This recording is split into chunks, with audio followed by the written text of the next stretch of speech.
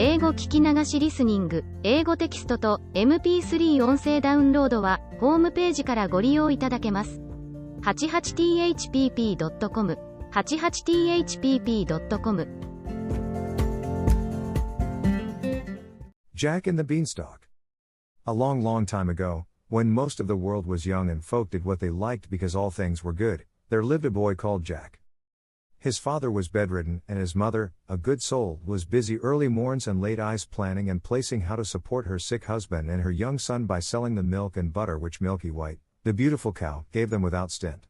For it was summertime. But winter came on, the herbs of the fields took refuge from the frost in the warm earth, and though his mother sent Jack to gather what fodder he could get in the hedgerows, he came back as often as not with a very empty sack, for Jack's eyes were so often full of wonder at all the things he saw that sometimes he forgot to work. So it came to pass that one morning Milky White gave no milk at all, not one drain. Then the good hard-working mother threw her apron over her head and sobbed. "What shall we do? What shall we do?" Now Jack loved his mother, besides, he felt just a bit sneaky at being such a big boy and doing so little to help, so he said, "Cheer up. Cheer up. I'll go and get work somewhere." And he felt as he spoke as if he would work his fingers to the bone, but the good woman shook her head mournfully. "You've tried that before, Jack," she said, "and nobody would keep you. You are quite a good lad, but your wits go a wool gathering. No, we must sell Milky White and live on the money. It is no use crying over milk that is not here to spill." You see, she was a wise as well as a hard-working woman, and Jack's spirits rose. "Just so," he cried. "We will sell Milky White and be richer than ever. It's an ill wind that blows no one good. So, as it is market day, I'll just take her there and we shall see what we shall see." "But," began his mother. "But doesn't butter parsnips," laughed Jack. "Trust me to make a good bargain."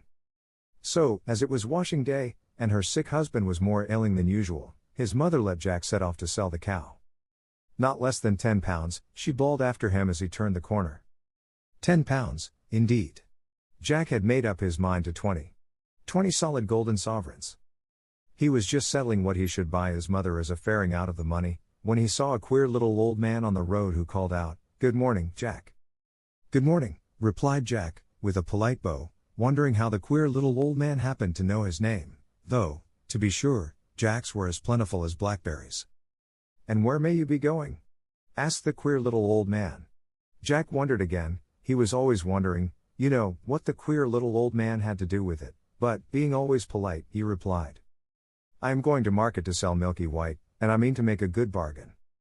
"So you will. So you will," chuckled the queer little old man. "You look the sort of chap for it.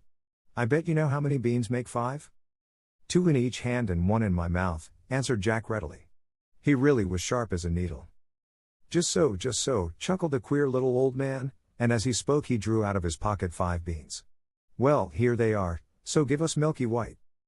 Jack was so flabbergasted that he stood with his mouth open as if he expected the 5th bean to fly into it. "What?" he said at last. "My Milky White for 5 common beans. Not if I know it." "But they aren't common beans," put in the queer little old man, and there was a queer little smile on his queer little face. "If you plant these beans overnight, by morning they will have grown up right into the very sky." Jack was too flabbergasted this time even to open his mouth. His eyes opened instead. "Did you say right into the very sky?" he asked at last, for, see you, Jack had wondered more about the sky than about anything else. "Right up into the very sky," repeated the queer old man, with a nod between each word. "It's a good bargain, Jack, and, as fair play's a jewel, if they don't, why? Meet me here tomorrow morning and you shall have Milky White back again. Will that please you?" "Right as a trivet," cried Jack, without stopping to think, and the next moment he found himself standing on an empty road. 2 in each hand and 1 in my mouth," repeated Jack. "That is what I said, and what I'll do. Everything in order, and if what the queer little old man said isn't true, I shall get Milky White back tomorrow morning." So whistling and munching the bean he trudged home cheerfully, wondering what the sky would be like if he ever got there. "What a long time you've been," exclaimed his mother, who was watching anxiously for him at the gate. "It is past sunsetting, but I see you have sold Milky White. Tell me quick how much you got for her." "You'll never guess," began Jack. "Laws a mercy. You don't say so," interrupted the good woman. "And I wording all day lest they should take you in. What was it? 10 pounds, 15, sure it can't be 20. Jack held out the beans triumphantly. "There," he said. "That's what I got for her, and a jolly good bargain too." It was his mother's turn to be flabbergasted, but all she said was, "What? Them beans?" "Yes," replied Jack, beginning to doubt his own wisdom, "but they're magic beans. If you plant them overnight, by morning they grow right up into the sky." "Oh. Please don't hit so hard." For Jack's mother for once had lost her temper, and was belaboring the boy for all she was worth. And when she had finished scolding and beating, she flung the miserable beans out of window and sent him, supperless, to bed. If this was the magical effect of the beans, thought Jack ruefully, he didn't want any more magic, if you please. However, being healthy and, as a rule, happy, he soon fell asleep and slept like a top. When he woke he thought at first it was moonlight, for everything in the room showed greenish. Then he stared at the little window. It was covered as if with a curtain by leaves. He was out of bed in a trice, and the next moment, without waiting to dress, was climbing up the biggest beanstalk you ever saw. For what the queer little old man had said was true. One of the beans which his mother had chucked into the garden had found soil, taken root, and grown in the night. Where? Up to the very sky? Jack meant to see at any rate. So he climbed, and he climbed, and he climbed. It was easy work, for the big beanstalk with the leaves growing out of each side was like a ladder, for all that he soon was out of breath. Then he got his second wind, and was just beginning to wonder if he had a third when he saw in front of him a wide, shining white road stretching away and away and away. So he took to walking, and he walked, and walked, and walked, till he came to a tall, shining white house with a wide white doorstep. And on the doorstep stood a great big woman with a black porridge pot in her hand. Now Jack, having had no supper, was hungry as a hunter, and when he saw the porridge pot he said quite politely, "Good morning, Em. I wonder if you could give me some breakfast?" "Breakfast?" echoed the woman, who, in truth, was an ogre's wife. "If it is breakfast you're wanting, it's breakfast you'll likely be, for I expect my man home every instant, and there is nothing he likes better for breakfast than a fat boy grilled on toast." Now Jack was not a bit of a coward, and when he wanted a thing he generally got it, so he said cheerful like, "I'd be fatter if I'd had my breakfast." Whereat the ogre's wife laughed and bade Jack come in, for she was not, really, half as bad as she looked. But he had hardly finished the great bowl of porridge and milk she gave him when the whole house began to tremble and quake. It was the ogre coming home. "Thump! Thump! Thump! Into the oven with you, sharp!" cried the ogre's wife, and the iron oven door was just closed when the ogre strode in. Jack could see him through the little peephole slide at the top where the steam came out. He was a big one for sure. He had 3 sheep strung to his belt, and these he threw down on the table. "Here, wife," he cried, "roast me these snippets for breakfast, they are all I've been able to get this morning, worse luck. I hope the oven's hot." And he went to touch the handle, while Jack burst out all of a sweat, wondering what would happen next. "Roast?" echoed the ogre's wife. "Pooh! The little things would dry to cinders. Better boil them." So she set to work to boil them, but the ogre began sniffing about the room. "They don't smell mutton meat," he growled. Then he frowned horribly and began the real ogre's rhyme. "Fee fi fo fum. I smell the blood of an Englishman.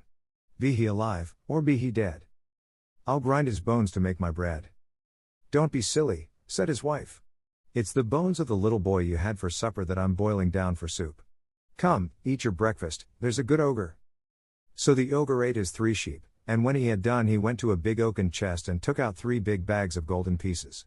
These he put on the table, and began to count their contents while his wife cleared away the breakfast things. And by his head began to nod, and at last he began to snore, and snored so loud that the whole house shook.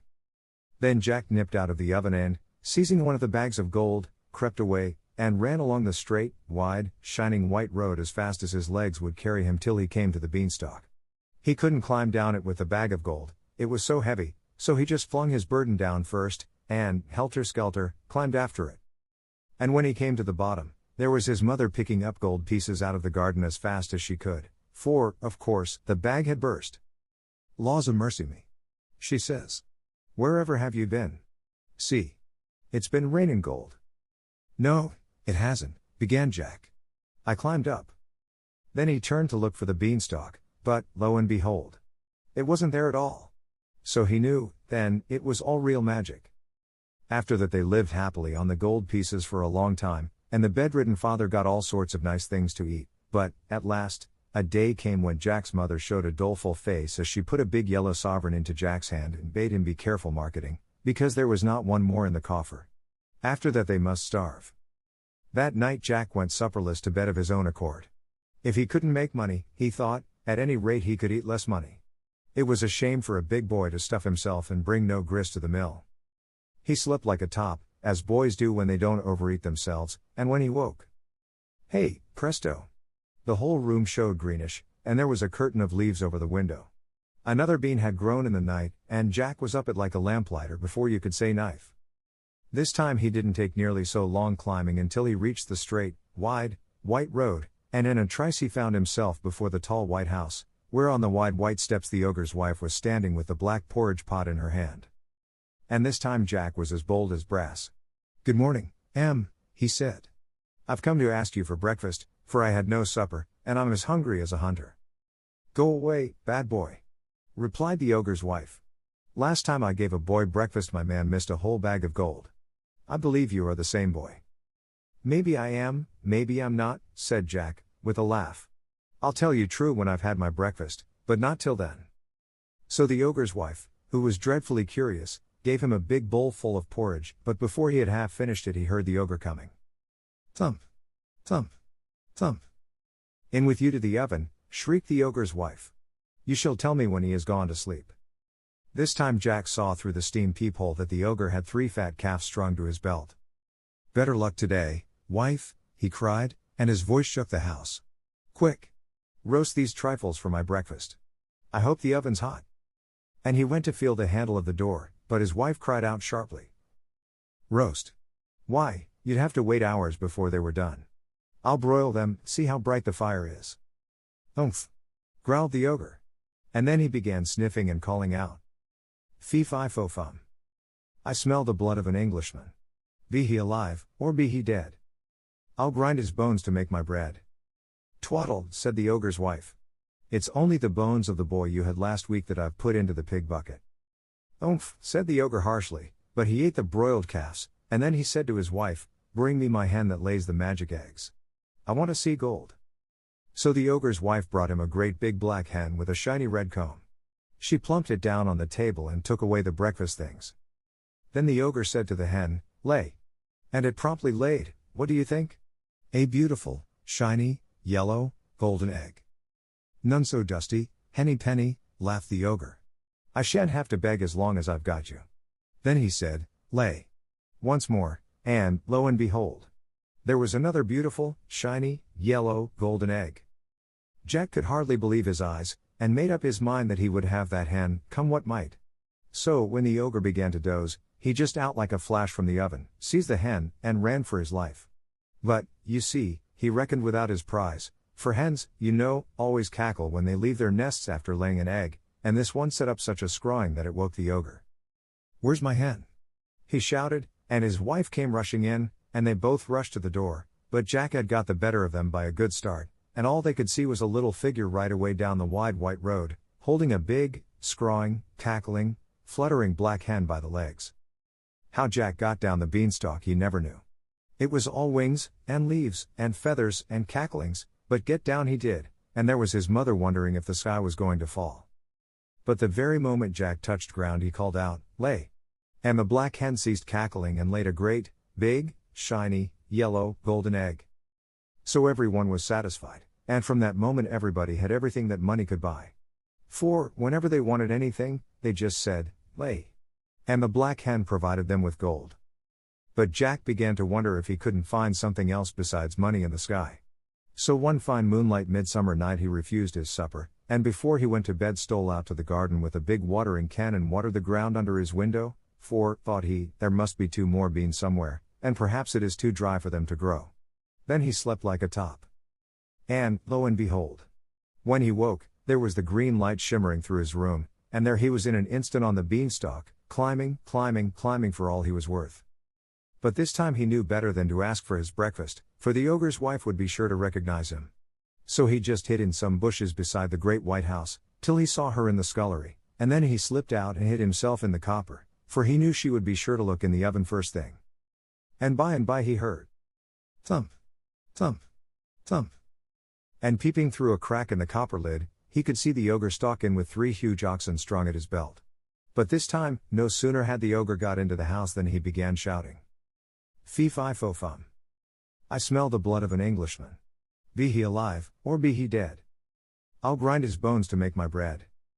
For, see you, the copper lid didn't fit tight like the oven door, and ogres have noses like a dog's for scent. Well, I declare, so do I, exclaimed the ogre's wife. It will be that horrid boy who stole the bag of gold and the hen. If so, he's hid in the oven. But when she opened the door, lo and behold, Jack wasn't there. Only some joints of meat roasting and sizzling away. Then she laughed and said, You and me be fools for sure. Why, it's the boy you caught last night as I was getting ready for your breakfast. Yes, we be fools to take dead meat for live flesh. So eat your breakfast, there's a good ogre.